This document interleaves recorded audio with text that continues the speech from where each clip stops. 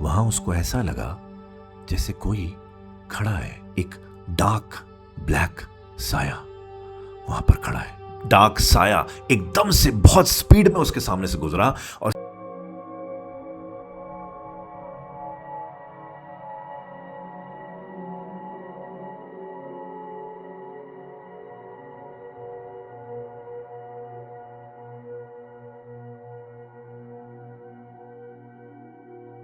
स्वागत है आपका फिर से एक बार द डर डायरीज के एक और एपिसोड में, मेरे यानी अहमद फराज के साथ। आज का एपिसोड थोड़ा स्पेशल है क्योंकि आज का एपिसोड हमारे 25,000 सब्सक्राइबर पूरे होने के बाद का पहला एपिसोड है। आप लोगों का तहे दिल से शुक्रिया कि इतने से वक्त में इतना प्यार, इतनी मोहब्बत देने के लिए, मुझे भी, अनुश्री को भी और हमारी पूरी टीम को। आज की कहानी थोड़ी अलग है।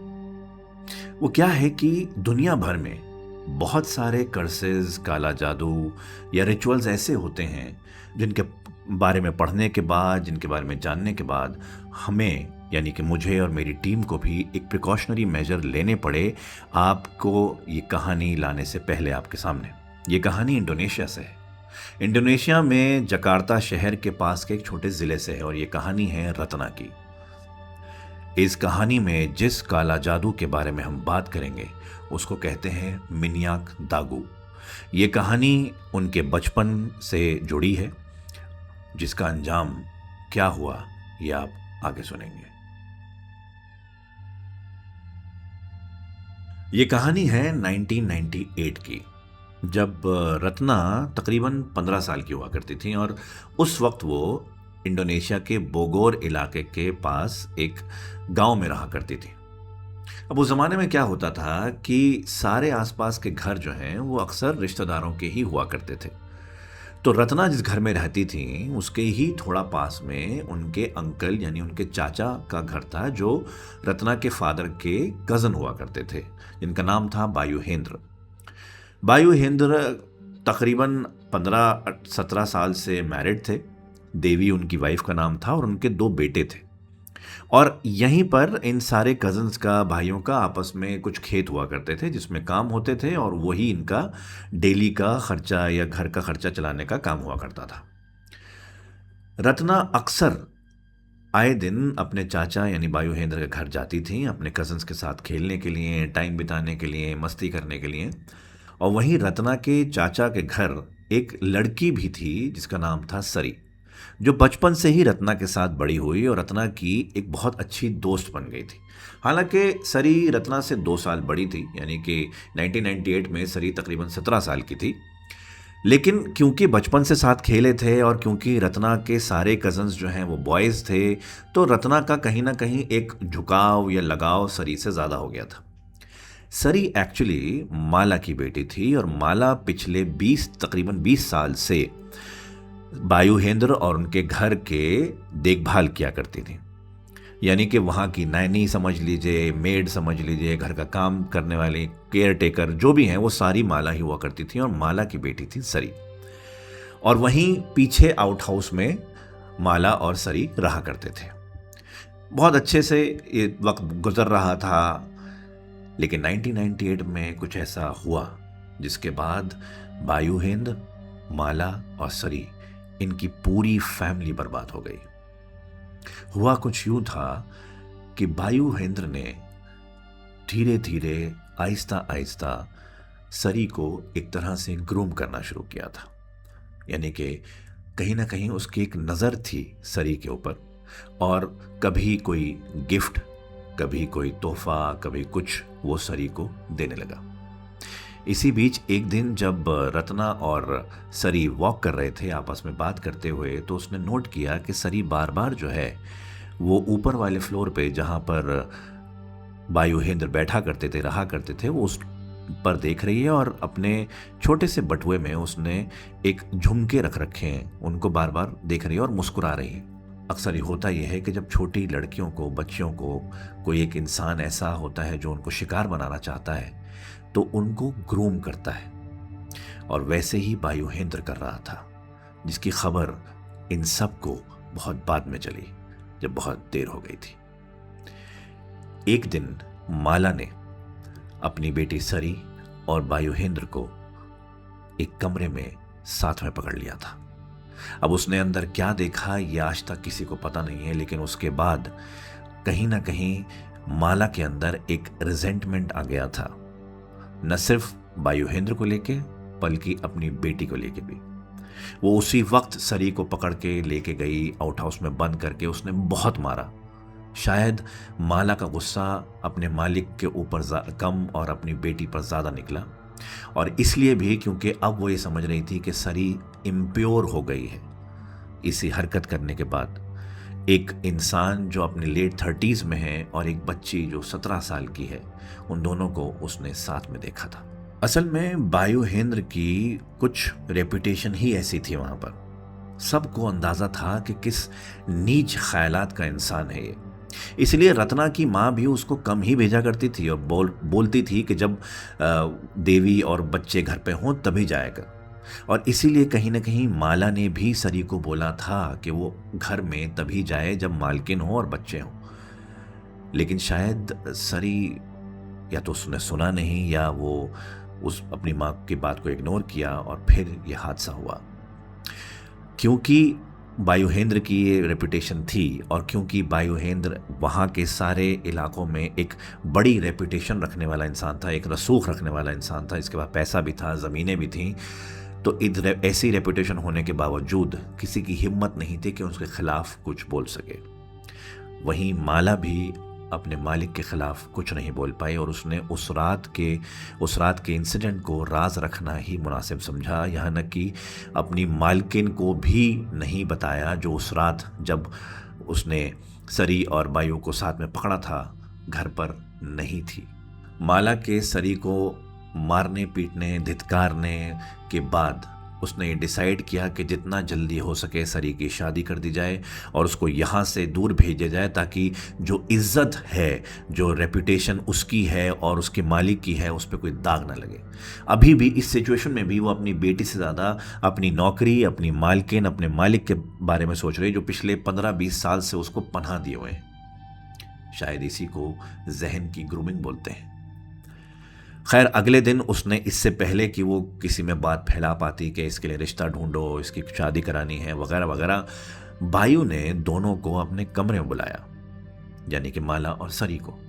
माला और सरी जब वहाँ पहुँचे तो सरी बिल्कुल सर झुका के खड़ी हुई थी और बायू ने एक पैसों से भरा लिफाफा दोनों के आगे कर दिया और बोला कि जब तक तुम इन सब चीज़ों को राज रखोगे, जब तक जो मैं कहूँगा वो इस घर में होता रहेगा, जब तक जैसा जैसा मैं कहूँ उसको कोई मना नहीं करेगा, तब तक ऐसा पैसा तुम्हारी तरफ आता रहेगा।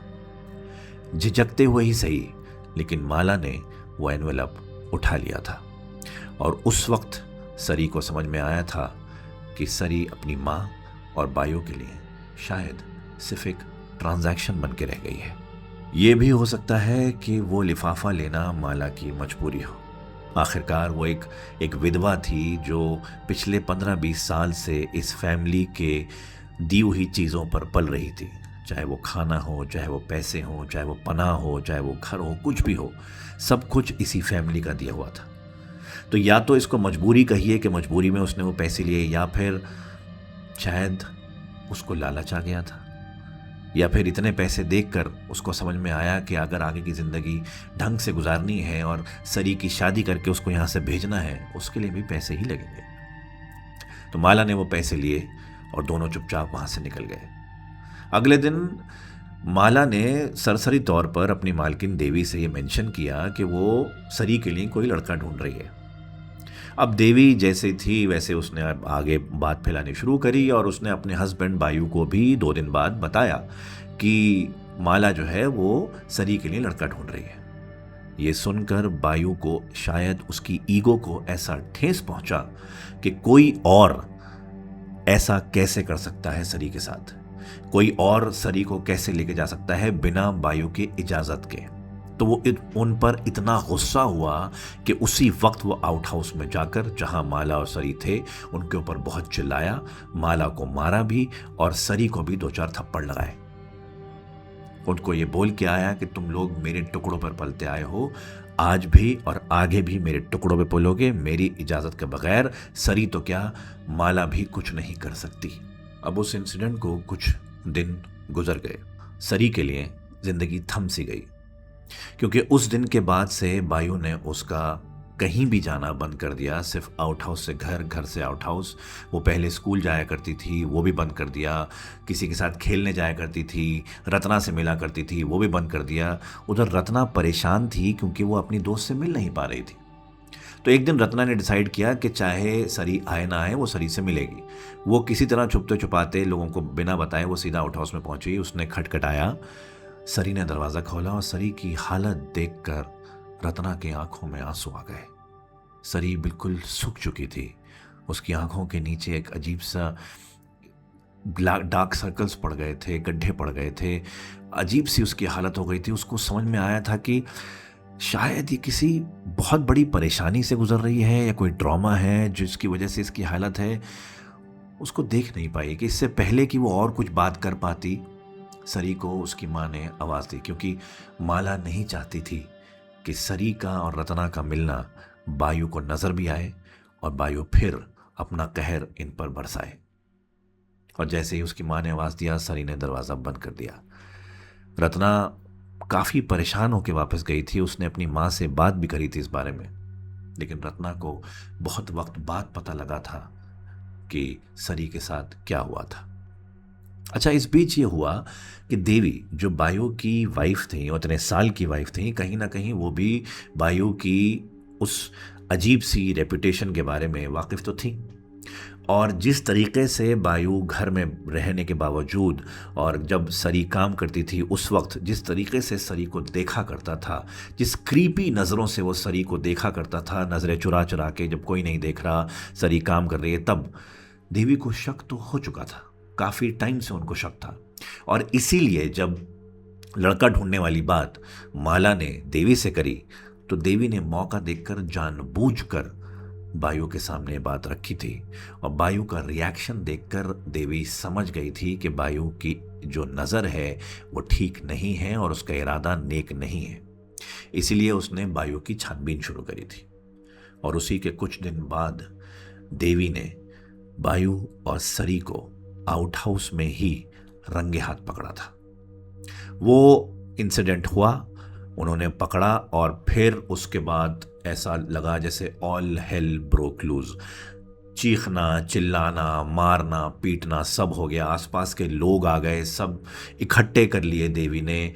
लेकिन होता क्या है, जब इंसान इतना टॉक्सिक होता है ना, जैसा बायू है, तो कहीं ना कहीं उसकी टॉक्सिसिटी से आसपास के लोग भी मुतासिर हो जाते हैं या अफेक्ट होते हैं। और शायद देवी भी उनमें से थी, जिसको पता था कि उसका पति टॉक्सिक है, जिनको पता था कि वो एक बहुत ही नीच गिरा हुआ इंसान है, लेकिन फिर भी अपने पति की रेप्यूटेशन बचाने के चक्कर में सारा इल्ज़ाम सरी पर डाल दिया गया। देवी भी सरी को ही कोस रही थी कि तेरी वजह से मेरे पति ख़राब हुए, तेरी वजह से तूने उसको फंसाया, तू बच्ची होके अपने इतने बड़े आदमी को फंसा रही है, फलाना ढमकना, क्या क्या उसको बोला गया, क्या क्या उसको बका गया। और वो सिर्फ सर झुका के एक जिंदा लाश जैसे खड़े होके सुनती रही। उस दिन सरी के अंदर जैसे कुछ टूट गया था, क्योंकि अगले दिन सुबह को वहीं गांव के कुएं में सरी की लाश मिली थी। तकरीबन रात को 3 और 4 बजे के बीच सरी ने कुएं में कूदकर जान दे दी थी। माला सब कुछ जानते हुए भी अपनी बेटी को ना बचा पाई और ना ही उसके लिए कुछ कर पाई। जब पुलिस ने लाश की ऑटोप्सी करी तो पता लगा कि सरी कई महीने प्रेग्नेंट थी। ये बात सुनने के बाद माला के अंदर जैसे सब कुछ टूट गया। उसको ऐसा लगा कि उसने अपनी बेटी की जान ली है, और न सिर्फ बेटी की, उसकी वजह से बेटी और उसके आने वाले नाती की जान भी गई है। उस दिन माला न सिर्फ अंदर से टूटी, बल्कि उसके अंदर बदला लेने की एक बहुत बड़ी भावना जाग गई थी, क्योंकि उसके बाद जो माला ने किया वो इतना खतरनाक, इतना भयानक था कि कोई सोच भी नहीं सकता था। सरी की मौत का धक्का सबको ही लगा था, खास तौर से रत्ना को। रत्ना और सरी बहुत अच्छे दोस्त हुआ करते थे और सरी की अचानक इस तरह की मौत सबके लिए ही एक शॉक थी। सरी का फ्यूनरल उसकी मौत के तकरीबन 2-3 दिन बाद हुआ और माला वो सब रिचुअल्स वगैरह दूर से देख रही थी और उसी दिन से माला उस गांव से गायब हो गई। किसी को नहीं पता वो कहाँ गई। लोगों ने सोचा कि शायद वो गांव छोड़ के चली गई और सरी की मौत के बाद शायद उसके पास कोई और ठिकाना नहीं था, वो वापस वहाँ जाना नहीं चाहती थी जहाँ वो सरी के साथ रहती थी, इसलिए वो फॉर गुड वहाँ से निकल गई।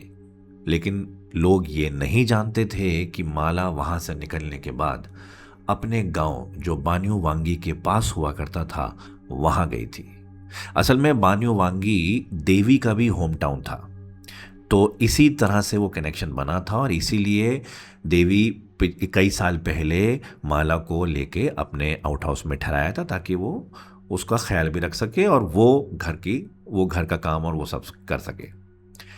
माला अगले 11 दिन तक गायब थी। किसी को नहीं पता था कि उन 11 दिन में वो बान्यू वांगी में क्या कर रही है या उसने क्या किया।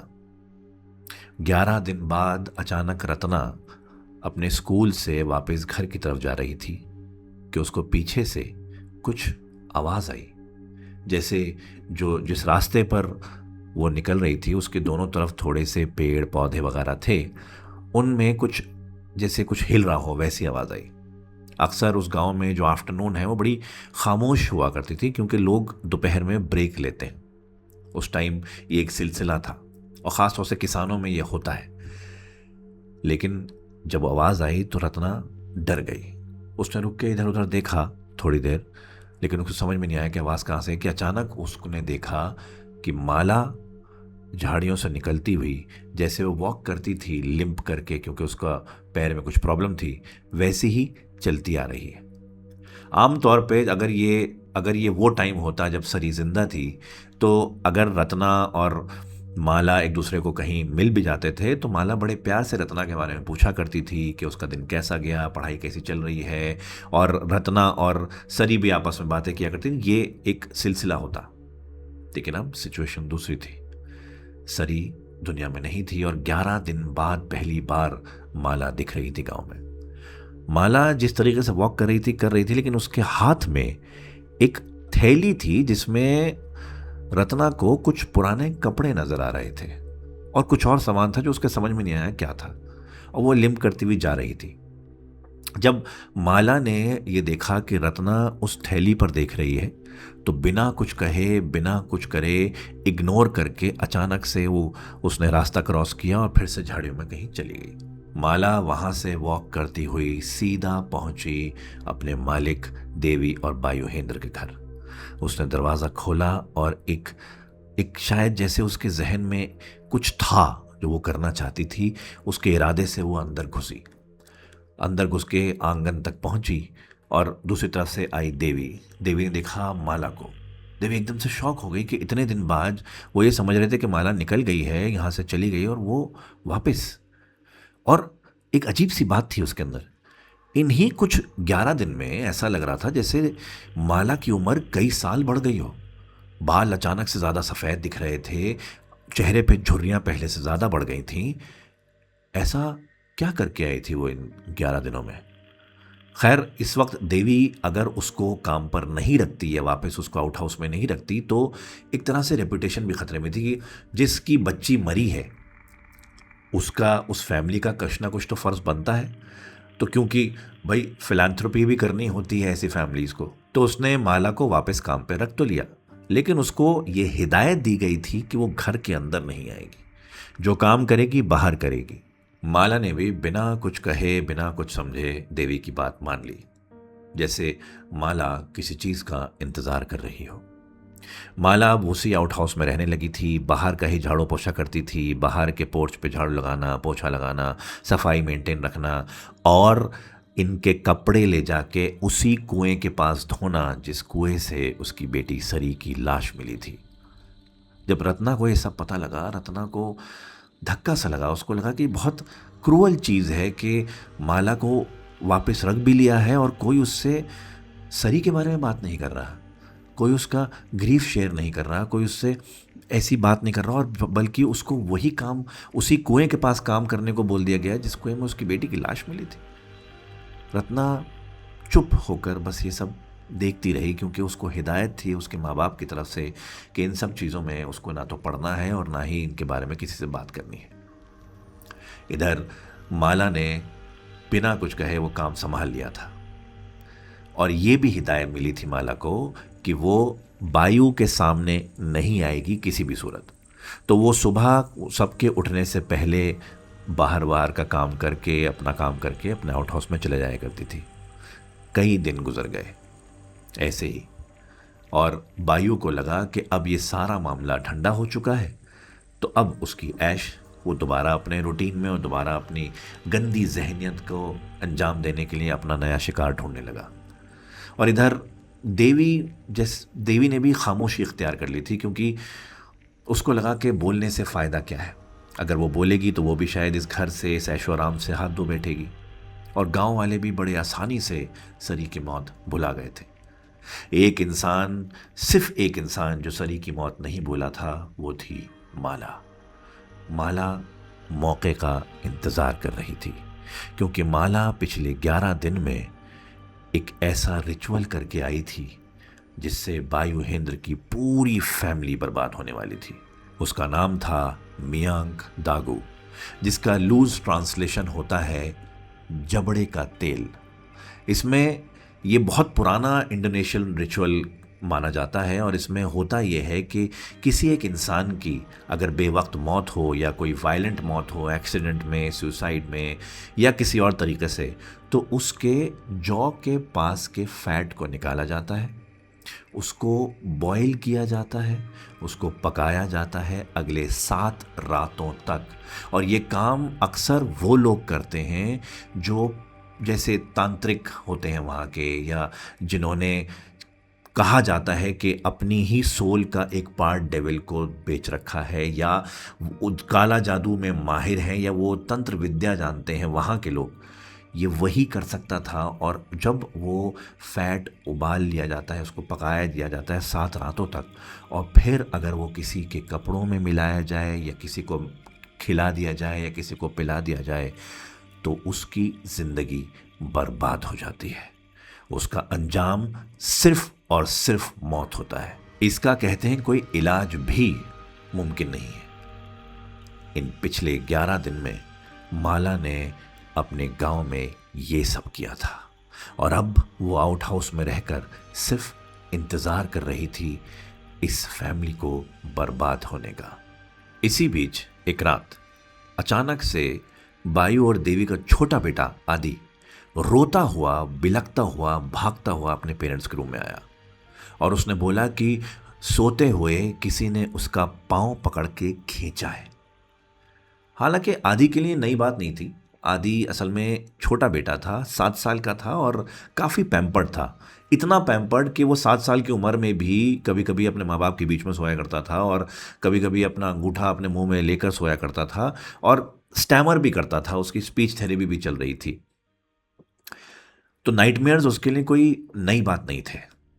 शायद उनको लगा कि शायद फिर से कोई नाइटमेयर देखा होगा उसने, इसलिए देवी जो है वो बेटे को संभालने लगी। लेकिन इससे पहले कि बायू ये समझ पाता कि उसका नाइटमेयर है या क्या है, बायू को अचानक से अपने कमरे में एक स्मेल आई। ये स्मेल पहले तो लगा कि शायद नाइटमेयर की वजह से उनके बेटे ने शायद स्वाइल कर लिया अपने आप को, कुछ निकल गया, लेकिन ये कुछ अलग स्मेल थी, जैसे गोबर सड़ गया हो और कोई ऑयल सड़ गया हो, ऐसा कुछ एक अजीब सी स्मेल थी। और सिर्फ उनके कमरे में नहीं थी, घर में अलग अलग जगह पर आ रही थी। जब वो अपने कमरे से बाहर निकलकर देखने की कोशिश करने लगा कि स्मेल कहाँ से आ रही है, उस वक्त रात के तकरीबन 2:30 बज रहे थे। उसने अपने कमरे के बाहर खड़े होकर गार्डन में भी झांका, पीछे भी झांका, और स्मेल करता रहा कि अचानक उसकी नज़र अपने घर के आंगन में पड़ी। वहां उसको एक साया खड़ा नजर आया। जब उसने गौर से देखा तो वो साया माला थी।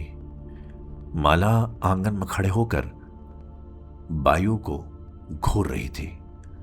और बायु माला को देखकर एकदम से थोड़ा सा डर भी गया और थोड़ा सा बिलक गया। उसने वापस अपनी वाइफ देवी की तरफ देखा और उसको चाह रहा था कि उसको बुलाए और वो बोले कि माला यहाँ क्यों आई है।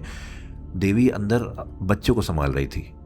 जब उसने पलट कर वापस आंगन की तरफ देखा, माला गायब थी। उस रात उसने डिसाइड कर लिया कि वो देवी को बोलेगा कि माला उसको इस घर के आसपास, क्या उसको इस गांव में ही नहीं चाहिए, उसको थोड़े पैसे दो और गांव से निकालो। लेकिन वो नहीं जानता था कि माला ने उसके घर पर क्या ऐसा कर दिया था कि वो चाहकर भी माला को वहां से नहीं निकाल पाएगा। अगले दिन बायु ने माला को बुलाया और माला बिना कुछ कहे आंख झुकाकर, नजरें झुकाकर जैसे आया करती थी वैसे आई। लेकिन इस बार माला की नजरें झुकी नहीं रही। जब वो बायु के सामने आई, उसने नजरें उठा के बायु को घूरा, जो कि उसने आज से पहले कभी नहीं किया था। वो इस तरीके से घूर रही थी कि बायु को अपनी नजरें उससे हटानी पड़ी। वो इस तरह अजीब सा ऑकवर्ड मोमेंट हो गया क्योंकि कहीं ना कहीं बायु को भी पता था कि उसी की वजह से सरी की जान गई है। तो वो चाहकर भी माला से नजरें नहीं मिला पा रहा था। बायु ने नीचे अब देखते हुए, कुछ काम करते हुए, प्रिटेंड करते हुए बोला कि अब उसको यहाँ पर काम करने की ज़रूरत नहीं है, उसकी सर्विसेज यहाँ रिक्वायर नहीं है। वो अब उसकी उम्र हो गई है, बहुत साल उसने काम कर लिया, 20 साल वो यहाँ पर रही है। थोड़े पैसे उसने उसके आगे बढ़ाए, उसको बोला कि ये एनवेलप है, ये पैसे ले जाओ, बाकी तुम्हारी दीदी दे देंगी और अपने गांव चले जाओ बान्यू वांगी, जहाँ की वो थी। बान्यू वांगी के बारे में मैं इतना आपको क्यों बोल रहा हूँ? अगर आप गूगल भी करेंगे तो आपको समझ में आएगा कि इंडोनेशिया में बान्यू वांगी बहुत इनफेमस है सबसे ब्रूटल विचक्राफ्ट के लिए, जहाँ से माला आती थी। तो जब बायु ने उसको पैसे देने की बात करी, माला अपनी जगह खड़ी रही। माला जैसे हर बात माना करती थी वैसे ही वो बात भी मानने को तैयार हो गई। नजरें झुकाए झुकाए बायु सीट से उठा, एनवेलप अपने हाथ में लिया, थोड़ा माला के पास आया और माला को हाथ में एनवेलप देते हुए बोला कि मैं ड्राइवर को बोल दूंगा, वो तुम्हें बस स्टैंड छोड़ आएगा कल, ये पैसे लो और चले जाओ। माला ने कुछ नहीं बोला, ना उसने पूछा क्यों, किस लिए, क्या इतने साल हो गए, क्यों निकाल रहे हो, कुछ नहीं। बस उसने चुपके से एनवेलप अपने पास ले लिया। लेकिन एनवेलप लेते हुए उसने हल्के से बायु के शर्ट को, कमीज को जो पहना हुआ था, उसको टच कर दिया। उस वजह से उसके कमीज की स्लीव पर एक ऑयल का स्टेन भी आ गया। लेकिन ये चीज माला करना चाहती थी। शायद ये उस रिचुअल का या उसका कोई पार्ट था जो माला इन पर आहिस्ता आहिस्ता कर रही थी। उसने एनवेलप लिया, गेट की तरफ गई, एक बार मुड़ के उसने बायु को देखा। बायु उसकी तरफ देख रहा था। उसने बायु को फिर से वैसे ही घूर कर देखा और एक अजीब सी स्माइल दी और फिर हल्के से हंसी और हंसते हुए वहां से निकल गई। यह हंसी खुशी की नहीं थी, यह हंसी किसी और चीज की नहीं थी, यह हंसी एक नफरत भरी हंसी थी और शायद एक वार्निंग थी जो बायु और उसकी फैमिली के साथ होने वाला है उसकी। बायु एकदम से थोड़ा सा घबरा गया और मन में मन बोलने लगा, ये औरत पागल हो गई है, अच्छा है यहाँ से चली जाए, पता नहीं क्या कैसी शक्लें बनाती है, क्या देखती है। ये कहकर वो अपने काम में लग गया। अगले दिन माला गायब थी। रात ही रात वो निकलकर वहां से चली गई। न किसी ने उसको जाते हुए देखा, न किसी को बता के गई। कहाँ गई, कब गई, किसी को नहीं पता। बस ये पता कि जब सुबह ड्राइवर आउट हाउस पहुंचा उसको पिक करके बस स्टॉप छोड़ने के लिए, जैसा कि उसके मालिक ने उसको बोला था, तो आउट हाउस का दरवाज़ा खुला हुआ था और अंदर माला नहीं थी। उसकी सारी बिलोंगिंग्स भी वहाँ से गायब थीं, सिवाय एक चीज़ के। जो आउट हाउस में बेड रखा हुआ था, बेड के बीचों बीच एक टिन का बक्सा था वो होते हैं ना जिसमें बिस्किट रखा करते थे हम पहले ज़माने में, या फिर जब वो खाली हो जाता था तो हमारी माँ जो है उसमें सिलाई बुनाई का चीज़ें रख लिया करती थी। वो वाला टिन का बक्सा उतना बड़ा रखा हुआ है बेड के बिल्कुल बीचों बीच, ऐसी जगह पर कि कोई भी जब आउट हाउस में घुसेगा तो उसकी नज़र उस डब्बे पर पड़ेगी ज़रूर। और वो ऐसी तरीके से रखा हुआ था कि पहली इंस्टिंक्ट ड्राइवर की ये हुई कि वो घुसा, सीधा उस बक्से पे गया और उस बक्से को पकड़ के उसने खोल दिया। जब वो खोला तो एकदम से उसके हाथ कांपने लगे।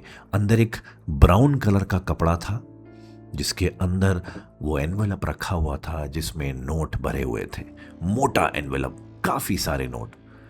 कुछ देर के लिए तो ड्राइवर की नीयत भी ख़राब हुई। उसने सोचा कि ये पैसे वो रख लेगा और डब्बा जाके मालिक को दे देगा, लेकिन फिर उसको याद आया कि उसका मालिक कितना ब्रूटल आदमी है और वो नौकरों के साथ किस तरीके से पेश आता है। अगर उसको पता लग गया कि इसने पैसे चुराए हैं तो इसकी बहुत बुरी हालत करेगा। उसने फौरन वापस वो पैसे डब्बे में रखे, डब्बा बंद किया और सीधा अपने मालिक बायू को देने चला गया। उसको नहीं पता था कि अंदर जो वो ब्राउन कलर का कपड़ा रखा हुआ है वो दरअसल सरी की स्कर्ट का हिस्सा है। और जो किसी को नहीं पता था वो ये कि उस ब्राउन कलर के कपड़े के नीचे सरी के कुछ कटे हुए बाल रखे हुए थे। ये भी उसी रिचुअल का पार्ट था, उसी चीज का पार्ट था जो धीरे धीरे माला बायू की फैमिली पर कर रही थी। उसने वो डब्बा जाके बायू को दिया। बायू ने वो डब्बा खोला और बायू हैरान था कि वो इतने सारे पैसे छोड़कर क्यों जाएगी, लेकिन एक तरह से खुश भी था। बायू और देवी दोनों खुश थे कि बला टल गई, माला वहाँ से चली गई। उनको लगा कि माला वहाँ से चली गई और अब धीरे धीरे वो इंसिडेंट भी कहीं ना कहीं खो रहा है, लोग बात करना बंद कर रहे हैं, तो उनकी मुश्किलें ख़त्म हो जाएंगी। लेकिन उनको ये नहीं पता था कि उनके घर पर किस तरीके का काला साया मंडरा रहा था। माला को गए हुए अब 2 दिन हो चुके थे। सारी फैमिली ब्रेकफास्ट पर बैठी हुई थी। तभी उनका एक नौकर भागता हुआ आया और बोला कि वायन बाबा दरवाज़ा नहीं खोल रहे। वायन जो है इनका बड़ा बेटा, आदि से बड़ा, तकरीबन 12-13 साल का था। अक्सर इनका एक रूल था कि कोई भी बच्चा अपना कमरा अंदर से लॉक नहीं करेगा, और ब्रेकफास्ट पे रूल था कि सारे के सारे ब्रेकफास्ट के टाइम पर टेबल पे आकर साथ में ब्रेकफास्ट करेंगे। तो ये बड़ी हैरानी की बात थी कि ब्रेकफास्ट के टाइम पर एक तो वो नीचे नहीं आया, ऊपर से उसने अपना कमरा अंदर से लॉक कर रखा है। तो जब ये सुना तो देवी गुस्से में उठकर खुद गई और उसका रूम खटखटाने लगी। लेकिन जब बार बार खटखटाने के बाद, बार बार वायन का नाम पुकारने के बाद भी उसने दरवाज़ा नहीं खोला, तो उसने फिर बायू को बुलाया। बायू स्पेयर की लेके आया और उसने दरवाज़ा खोला। जब उन दोनों ने दरवाज़ा खोला तो वो अपने बेटे की हालत देखकर वहीं के वहीं नीचे घुटनों पर गिर गए, क्योंकि उन्होंने देखा उनका बड़ा बेटा वायन अपने कमरे में तो है, लेकिन इस हालत में है, इस तरीके से है जैसे वो इमेजिन नहीं कर सकते थे। उसकी बॉडी ट्विस्ट हुई हुई है, वो ज़मीन पर है, वो इस तरीके से उसकी बॉडी ट्विस्ट हुई हुई है कि उसके जो पैर हैं वो मुड़ के उसकी बॉडी की तरफ आ रहे हैं आगे, और उसका सर जो है एक ऐसी पोजीशन में है जहाँ पर इंसान का सर नहीं होना चाहिए, और एक पैर अलग डायरेक्शन में मुड़ा हुआ है, एक पैर अलग डायरेक्शन में मुड़ा हुआ है। ये देखकर देवी की चीख निकल गई, और वायन का मुंह इस तरीके से खुला हुआ है जैसे किसी ने ज़बरदस्ती तकलीफ देकर उसको ऐसे मोड़ा हो, और वायन इतना डर गया उसको देखकर कि उसकी आंखें और उसका मुंह खुला रह गया। देवी की जब चीख निकली तो पूरा घर एकदम से चौकन्ना हो गया। आदि, उसका छोटा भाई, अपने कमरे से भागता हुआ निकल के आया। उसने अपने बड़े भाई की हालत देखी तो वो भी एकदम से चीख उसकी निकल गई। बायू समझ नहीं पा रहा है कि उसका बेटे को वो ठीक करे तो करे कैसे। वो चिल्ला के बोल रहा है, गाड़ी निकालो, डॉक्टर के पास जाना है। नौकर वहाँ पर खड़ा कुछ मंत्र पढ़ने लगा, कुछ चीज़ें पढ़ने लगा। उसको समझ में आ गया था कि ये इंसानी काम तो नहीं है। गाड़ी निकाली गई, उसको किसी तरीके से गाड़ी में डाला गया, लेकिन अभी भी वायन की सांसें चल रही हैं, लेकिन लेकिन वो होश में नहीं है। उसकी आंखें खुली हुई हैं, कुछ बोल नहीं रहा है, उसकी बॉडी बॉडी रिस्पॉन्ड नहीं कर रही, क्योंकि इतना सख्त हो चुकी हैं उसकी मसल्स, इतनी स्टिफ हो चुकी हैं कि वो चाहकर भी उसकी मसल्स को सीधा नहीं कर पा रहे हैं। जैसे एक ऐसी हालत में वो बच्चा है कि वो ना अपने माँ बाप को बता पा रहा है कि वो कितने पेन में है, और ना ही उसके माँ बाप उसको ठीक कर पा रहे हैं। उसको जल्दी से जल्दी हॉस्पिटल लेके चले गए। हॉस्पिटल में उसके डॉक्टर्स भी देखकर हैरान हैं कि ये कैसा अजीब सा केस है। उसके टेस्ट किए गए, एक्सरे से लेकर एमआरआई से लेकर सीटी स्कैन से लेकर न जाने क्या क्या टेस्ट उसके करने को बोल दिए गए। और इधर देवी और बायू समझ नहीं पा रहे हैं उनके बेटे के साथ हुआ क्या। आदि को वो अपने साथ नहीं लेके गए, आदि घर में ही था। इसीलिए रत्ना की फैमिली को फ़ोन करके बोला गया कि वो उनके घर आके आदि का ख्याल रखें, क्योंकि आदि भी अपने भाई की इस हालत को देखकर एक अजीब से ट्रॉमा में पहुंच गया था। रो रहा था, फिर चुप हो जा रहा था, तो इसलिए उसको उस घर से निकालकर कहीं और ले जाना ठीक नहीं था। रत्ना और उसकी मदर दोनों उनके घर आ गए आदि का ख्याल रखने के लिए। वो पहली बार था जब रत्ना ने भी कोई ऐसी प्रेजेंस महसूस करी उस घर में, जिससे रत्ना को समझ में आया कि उसको कुछ सवाल करने चाहिए, कुछ छानबीन करनी चाहिए, जो कि रत्ना को बाद में पता लगा था पिछले कई दिन में क्या हुआ था। हॉस्पिटल में बायू और देवी को डॉक्टर्स ने सिर्फ इतना बताया कि ये शायद एपिलेप्टिक सीजर की वजह से हुआ है, लेकिन वो ब्रेन स्कैन्स करने के बाद भी और सीटी स्कैन करने के बाद भी इस एपिलेप्टिक सीजर की वजह नहीं पकड़ पाए थे, क्योंकि वायन को कभी भी इससे पहले कोई सीजर नहीं हुआ, ना कोई फैमिली हिस्ट्री रही। ये सब चीज़ें चली रही थी। और इधर घर में आदि और रत्ना आदि के रूम में थे। रत्ना की मदर भी उस रात वहीं उसी घर में रुकने का फैसला किया। रात को तकरीबन 11 बजे के आसपास दोनों बच्चों को खाना वाना खिलाया गया और रूम में भेज दिया गया। थोड़ी देर बाद आदि बेड पर सो गया। रत्ना को नींद नहीं आ रही थी। रत्ना को कुछ अपना काम करना था, तो वो स्टडी टेबल पर लैम्प जला के अपना असाइनमेंट करने लगी। और रत्ना की मदर बगल वाले रूम में थी, तो उनको ये हिदायत दी गई थी बच्चों को कि कुछ भी काम हो या कोई भी चीज़ ऐसी हो तो फ़ौरन आवाज़ दे दें, रत्ना की मदर आ जाएंगी। रत्ना बैठी हुई अपना काम कर रही है कि अचानक उसको एक ठंडी हवा का झोंका सा महसूस हुआ, और उस ठंडी हवा के झोंके के साथ उसको अजीब सी बदबू आई पूरे रूम में। उसने जब पलट के देखा तो रूम का दरवाज़ा हल्का सा खुला हुआ था, वहाँ से हवा आ रही थी और वो बदबू बढ़ती चली जा रही थी। बदबू ऐसी थी जैसे पहले कभी बायू को आई थी अपने कमरे से, वही ऑयल के सड़ जाने वाली और गोबर की मिक्स अजीब सी रैंसिड स्मेल। रत्ना टेबल से खड़ी हुई और उसका इरादा दरवाजे की तरफ जाकर दरवाजे को बंद करने का था, लेकिन तभी उसकी नज़र दरवाजे के बगल में उस डार्क कॉर्नर पर पड़ी। वहाँ उसको ऐसा लगा जैसे कोई खड़ा है, कोई साया सा, एक डार्क ब्लैक साया वहाँ पर खड़ा है। रत्ना के हाथ पैर कांपने लगे। इससे पहले कि रत्ना कुछ समझ पाती, वो डार्क साया एकदम से बहुत स्पीड में उसके सामने से गुजरा और स्पीड में होता हुआ आदि के ऊपर से होता हुआ दीवार में गायब हो गया। ये सब इतनी तेजी से हुआ कि रत्ना को समझ में नहीं आया कि उसके सामने से ये क्या चीज गई और हुआ क्या। इससे पहले कि रत्ना कुछ समझ पाती, वो होश में आ पाती, वो एकदम से कुछ सेकंड के लिए फ्रीज हुई थी कि अचानक आदि के रोने की आवाज आई। आदि एकदम से रोते हुए उठा और रत्ना को वहां खड़े देखकर रत्ना के पास आया और बोला, दीदी मुझे किसी ने थप्पड़ मारा, मुझे नींद में किसी ने थप्पड़ मारा।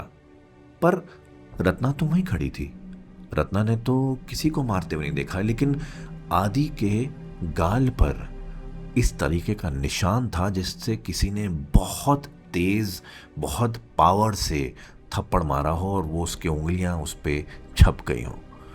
ये देखकर रत्ना की भी एक तरह से रोना निकल गया। ये सब सुनकर रत्ना की मदर जो बगल वाले रूम में थी एकदम भागती हुई आई और उन्होंने देखा कि दोनों बच्चे रो रहे हैं। रत्ना ने सारा चीज़ उसको उनको बताई कि क्या हुआ है। तो उसी वक्त वो दोनों बच्चों को लेकर उस घर से निकल गई। वो उन दोनों को बच्चों को वहाँ से लेकर अपने घर ले गई। लेकिन इससे पहले कि वो एंटर होते, उन्होंने दरवाजे पर, दहलीज पर ही उनको रोक दिया। वो अंदर गई, एक एक कटोरी से लेके आए जिसमें वहाँ का एक सेक्रेड वाटर, मेलुकट जिसको बोलते हैं, जो वहाँ के हिंदूज के हिसाब से एज प्योर एज गंगा जल होता है, वो उन्होंने लिया, दोनों पर छिड़का, अपने ऊपर छिड़का, और तब उन दोनों को अंदर लेके आए। क्योंकि उनको रत्ना की बातें सुनकर ये समझ में आ गया था कि उस घर में कोई ऐसी ताकत, कोई ऐसी डार्कनेस है जो इन पूरे परिवार पर हावी हो सकती है। और रत्ना को ये हिदायत दी कि उस दिन के बाद से वो उस घर में कदम नहीं रखेगी। तकरीबन 1 हफ्ता गुजर गया था और आदि ने अपने ही घर में कदम नहीं रखा था। वो अभी भी रत्ना के और उसकी मदर के साथ ही उनके घर में ही रह रहा था। 1 हफ्ते बाद बायु, देवी और वायन हॉस्पिटल से वापस आए। वायन एक वेजिटेटिव स्टेट में पहुंच चुका था, होश में था, सांसें चल रही थीं, लेकिन न मूव कर सकता था, न हाथ हिला सकता था, न पैर, बस पड़ा हुआ था। डॉक्टर्स ने बोल दिया था कि अब जो केयर होनी है वो सीधे घर में हो सकती है, हॉस्पिटल में रखने का कोई सेंस नहीं है। तो वो उसको घर ले आए थे। जब वो लोग वापस आए तो रत्ना ने अपने घर में उनको बुला लिया। थोड़ी देर वो वहीं रहे और इस बीच देवी और रत्ना की मदर पूर्णिमा की बात भी हुई। रत्ना भी वहीं बैठी हुई थी। तब उन्होंने बताया कि इतने दिन वो हॉस्पिटल में रहे, लेकिन हर वक्त उनको ऐसा लगता रहा जैसे उनका कोई पीछा कर रहा है, कोई आसपास ऐसी चीज़ है, कोई ऐसी एंटिटी है जो उनको घूर रही है। या अगर उनकी आंख भी लगती थी बैठे बैठे हॉस्पिटल में तो उनको सपने अजीब से आते थे, या फिर आंख खोलते थे तो कभी कभी लगता था कोई घूर के देख रहा है। अजीब सी बदबू, हॉस्पिटल में भी ऐसी बदबू जैसी कोई ऑयल सड़ गया हो, गोबर की हो, इस तरह की बदबू दोनों को आती रही। पिछले 1 हफ्ते दोनों मुश्किल से कुछ ही घंटे सो पाए थे, इसलिए इतनी हालत उनकी ख़राब थी। ऊपर से वायन की हालत सुधर नहीं रही थी। इनकी फैमिली जैसे बिल्कुल बर्बाद सी हो गई थी। जब पूर्णिमा ने सुना तो उसको देवी की हालत पे तरस भी आया। वो अंदर गई, उसने वही सेक्रेड वाटर लाके उनको दिया और बोला कि अपने घर में जाने से पहले अपनी दहलीज पर, अपने कमरे पर, अपनी हर जगह पर अपने ऊपर छिड़क लेना। तो देवी ने पूछा भी कि ऐसा क्यों। पूर्णिमा बताने वाली थी कि उस रात उन लोगों के साथ क्या हुआ, रत्ना के, आदि के, लेकिन बताते बताते रह गई। उसने सोचा कि और परेशान करने से कोई फ़ायदा नहीं है, लेकिन शायद देवी समझ गई थी। क्योंकि जब रत्ना की मदर पूर्णिमा ने बोला कि कुछ नहीं, थोड़ा बहुत कुछ है, बस मुझे ऐसा लग रहा है, बस कर लेना। फिर जब वो जाने लगे तो उन्होंने आदि को अपने साथ लेने के बोला कि आदि वापस चले, लेकिन आदि ने अपने ही घर जाने से मना कर दिया। आदि ने बोला कि उसको वहाँ पर सेफ फील नहीं होता। वो रत्ना के साथ है, रत्ना दीदी के साथ है, वहीं उसको सेफ फील होता है। तो देवी ने फोर्स भी नहीं किया, उस वक्त तो इस हालत में भी नहीं थी। दोनों चले गए और जाके अपने अपने कमरे में सेटल हो गए। वायन को उसके कमरे में बिठा दिया गया। सोचा गया कि अगले दिन से कोई नौकर या कोई केयर टेकर आएगा जो हर वक्त इसके ख्याल रखेगा, और वो अपने कमरे में चले गए। रत्ना इधर आदि को सुला रही थी और ख़ुद भी उसकी आंख लगी गई थी, लेकिन रत्ना को ये नहीं पता था कि उस रात क्या ऐसा डेविस्टेटिंग होने वाला है जिसके बाद सिर्फ रत्ना ही नहीं, रत्ना, उसकी पूरी फैमिली, आदि ने वो गांव, वो इलाका सब कुछ छोड़ दिया और जाके जकार्ता सेटल हो गए थे। आज भी उसकी मेमोरीज उनके मन में ज़िंदा हैं और आज भी वो एक ट्रॉमा ऐसा है कि उसके बात करते हुए उनकी आवाज़, सांसें कांपती हैं। रात को अचानक रत्ना की आंख खोली थी, तकरीबन 2:30-3 बजे के आसपास, चीखने चिल्लाने की आवाज़ों से।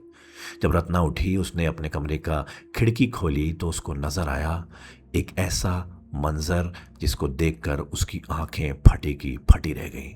उसने देखा कि बायु, हेंद्र, उसके चाचा, उसके अंकल, उनका घर आग की लपटों में आ चुका है। वो आग ऐसी है कि उसने पूरे घर को एंगल्फ कर लिया है, पूरे घर में लग रही है। उसका धुआं भी चारों तरफ फैला हुआ है, इनके इनके घर में भी आ रहा है।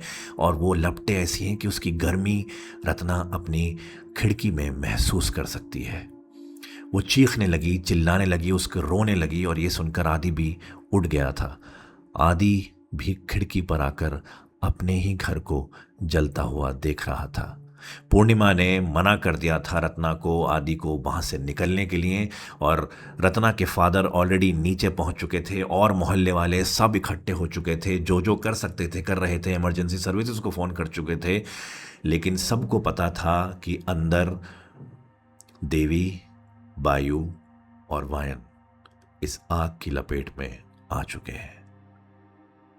जैसे तैसे करके 3-4 घंटे उस आग को काबू पाने में लगे।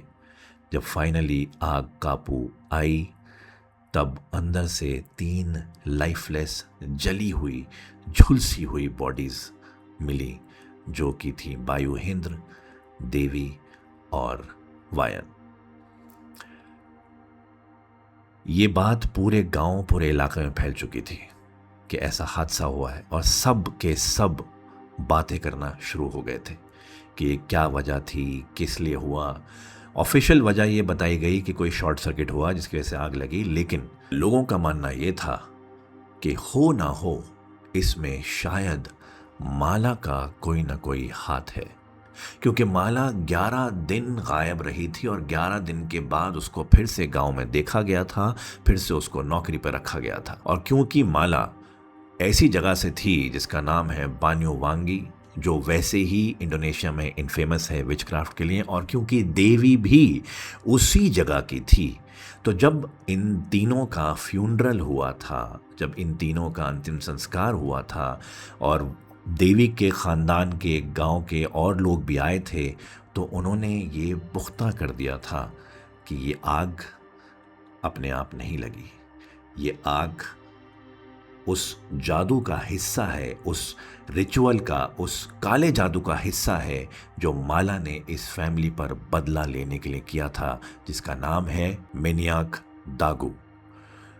उनका कहना ये था कि माला का मिलना बहुत ज़रूरी है, क्योंकि उन्होंने तलाश भी शुरू कर दी थी, क्योंकि उनको पता था कि मैनियाक दागू किस तरीके से होता है, क्या उसके रिचुअल्स होते हैं, 11 दिन में 11 दिन के लिए क्या क्या किया जाता है। तो उन्होंने पुख्ता करी थी ये बात कि हो ना हो ये आग उसी रिचुअल की वजह से लगी है। सच क्या है क्या नहीं, ये तो आज तक कोई पता नहीं कर पाया। रत्ना, आदि और रत्ना की पूरी फैमिली वहाँ से निकलकर आज जकार्ता में सेटल है, लेकिन आज भी रत्ना जब उसको याद करती है, उस मंज़र को, उस एंटिटी को जो उन्होंने देखी थी, आज भी वो एक ट्रॉमा की तरह उनको याद आती है। और उसके बाद माला को भी किसी ने नहीं देखा। आज तक ये नहीं पता कि माला कहाँ है, वो आज भी मिसिंग है। तो क्या ये आग वाकई मैनियाक दागू उस जादू की वजह से लगी थी, या कोई शॉर्ट सर्किट था, या माला ने अपनी बेटी का मौत का बदला लिया था, या सिर्फ एक नेचुरल डिजास्टर था? ये एक राज है जो शायद राज ही रह जाएगा। ये थी आज की कहानी। आप सुन रहे थे सिर्फ द डर डायरीज पर, मेरे यानी अहमद फराज के साथ। और हर बार की तरह ये कहानी एक छोटे से इंसिडेंट से बड़ी बनाई है हमारी राइटर मिस अनुश्री बासु ने। और जैसे आप आज तक हमारी कहानियों को प्यार, कमेंट्स, लाइक्स देते आए हैं, हम वही चाहते हैं कि इस कहानी को भी वैसे ही दें, शेयर करें। और हाँ, अब से हम स्पॉटिफाई पे भी संडे को ही एपिसोड रिलीज़ किया करेंगे। जैसे जैसे यूट्यूब पे रिलीज़ होगा वैसे ही स्पॉटिफाई पे रिलीज़ होगा। तो आप चाहें तो यूट्यूब पे सुन लें, चाहे स्पॉटिफाई पे सुन लें, या दोनों पे सुने। हम तो ये कहेंगे एक बार यूट्यूब पे सुने, एक बार स्पॉटिफाई पे सुने, ताकि ऐसे ही प्यार मोहब्बत बनी रहे, ऐसे ही हम एक दूसरे से बातें करते रहें और ऐसे ही आगे बढ़ते रहें। सुनते रहिए द डर डायरीज, मेरे यानी अहमद फराज के साथ।